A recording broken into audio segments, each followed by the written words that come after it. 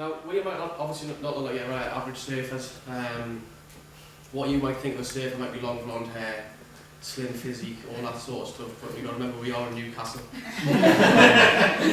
Myself and Vinny, we've been surfing on the coast here since we're sort of like 13, 14 years old. You know, it's a massive part of our lives and part of our sort of history of growing up on the coast. So, the evolution of the shortboard, narrated by Chad and Vinny, a loose adaptation of the truth. How long have surfboards been around? I mean, you know, these boards have been around for a lot longer than you may think. As Matt said, Captain James Cook was the first civilised Western observer of this pastime in the early 1770s. I mean, people may have seen this before then.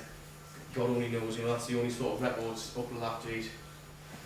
Material effects design. Now, in the 50s, surfboard design was limited due to manufacturing processes and materials available. Like, imagine in Hawaii, Polynesia, all those sort of islands where this was all kicking off, all they had to make surfboards out of was wood. You know, Hawaiian hardwood, balsa woods, all these sorts of things. You know, they didn't have the sort of technology or the advanced products or materials that would be used in surf manufacturing today.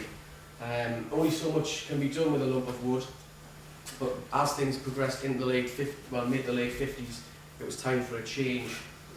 Welcome to the wonderful world of polyurethane foam and fiberglass. That's when things really start to get interesting in the world of surfing. Now, stitched up from the start, there's two main culprits behind the manufacturing process of blanks at this time. One of which was Clark Foam, who everybody in the industry would probably agree has been the main influence in blank manufacturing, blank design, and the materials and manufacturing processes that go into this.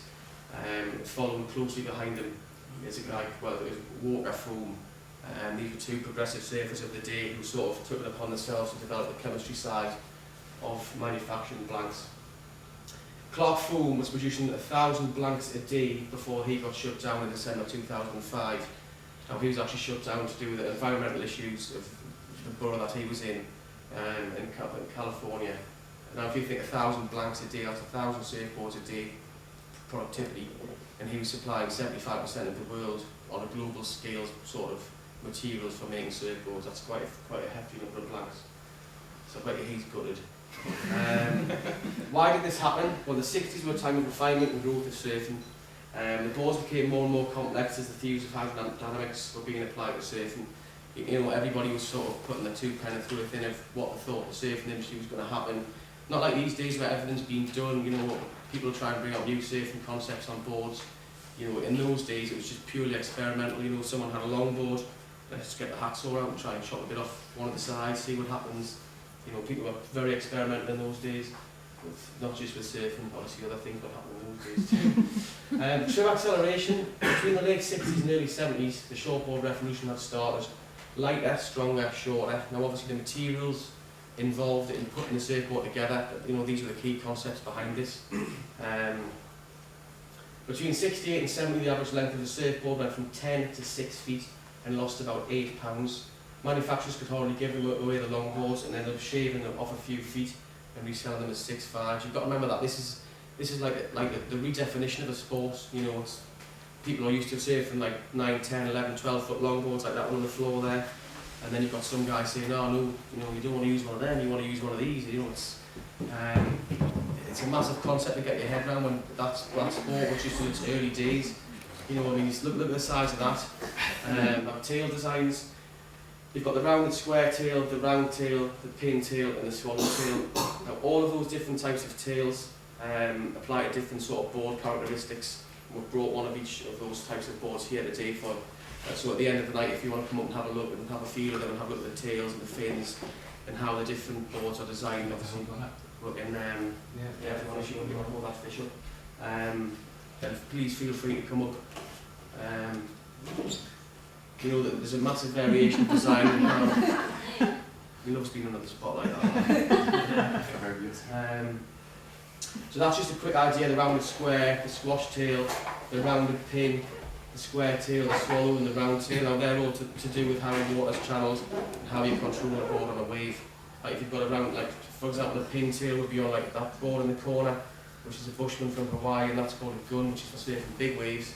So if you've got a pin tail like that, obviously you've only got one point at the back of the board in the water, so you can pivot, it's very pivotal in the water. Whereas if you had a square tail, like on that one, which is for some reason got Benfield written on it, you've got 2 points in the water, so you're doing rail-to-rail turns, whereas obviously you're not trying to do that sort of thing on a gun, which is like that one there. You're more doing like tube riding and things like that.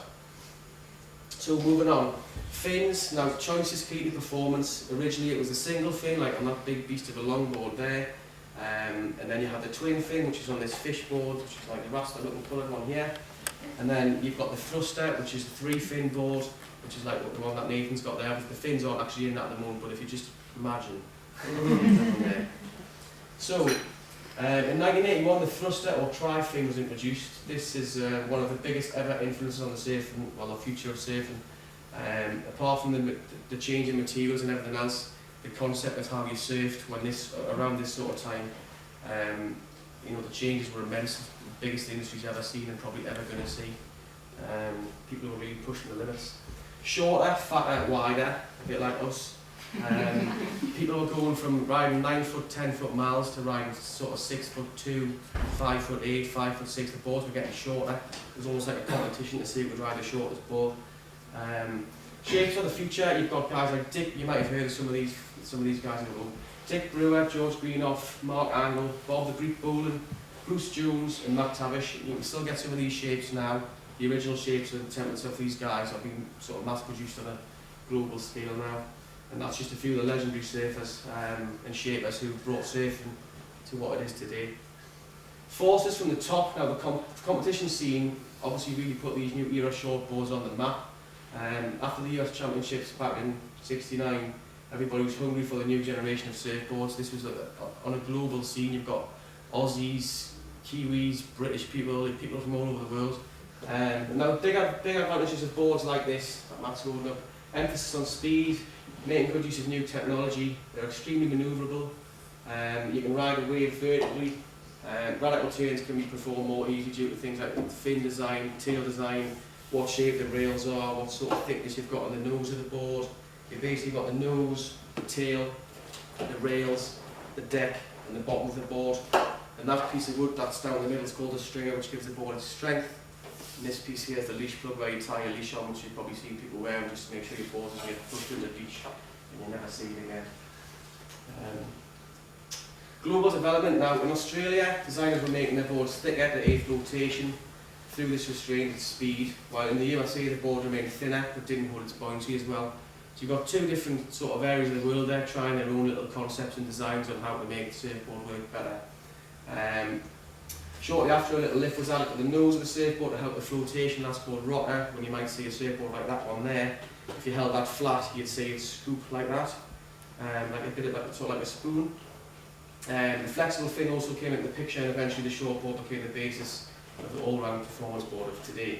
Half of today's surfing population ride the same style longboard as the boards designed almost 50 years ago, and that's quite a crazy concept when you think about the full vicious circle of how many boards, how many styles, how many different brands and everything else have come through. So here's our quick reminder. We've got the shortboard, which Nathan's standing next to there, which is a thruster, which has got 3 fins. That was invented by Simon Anderson of Australia, and a smaller performance surfboard, generally 5 to 7 foot range, designed for maximum speed through turns. So if you watch a surfing video today, or you watch Sky Sports and you watch a surfing competition, that's the sort of board that those guys will be riding. Because you can do radical turns, radical manoeuvres, you know, you won't be able to believe your eyes. The fish, which is this sort of thing, which Steve Liss from San Diego, he sort of is responsible for developing this originally. Short, thick, wide, stubby. As I've said, you can all come up and have a bit of a touch of this one at the end, so you can think of it. The long board, Malibu board, which Nathan's just standing on top of, I think. That's the sort of traditional surfboard where you'll see the history of surfing. That's where surfing sort of came from. That's the grassroots. And the gun, which Nathan's holding up there, excuse me, that's for surfing big waves. Those sort of boards are longer. They may look longer and thinner, but it's just because of the definition of how long it is. That's a 7'2" board there. It's actually quite thick and quite wide, just because of its sort of real definition and template that it looks a bit more like that. That's Rubber Soul. That's our shot in time now, so please feel free to pop down, purchase any of these sort of boards if you want. Thank you for your time. I hope it's been informative. Anything you want to ask at the end, please come over and have a look. Thank you.